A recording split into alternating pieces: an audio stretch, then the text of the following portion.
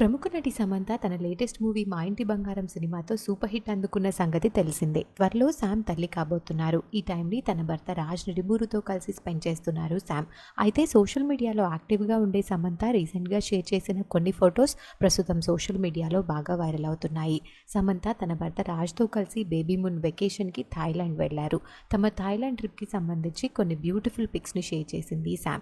ఈ ట్రిప్లో సమంత తన వెల్నెస్పై ఎక్కువగా ఫోకస్ చేశారు. థాయిలాండ్లోని చివాషోమ్ హూహిన్ అనే బెస్ట్ స్పా డెస్టినేషన్ రిసార్ట్లో స్టే చేశారు శామ్ రాజ్. అక్కడ తను ఫిజికల్గా మెంటల్గా రిలాక్స్ అవుతూ ఈ ప్రెగ్నెన్సీ టైంలో తన బాడీకి కావాల్సిన పీస్ని కూడా ఇచ్చింది సమంత.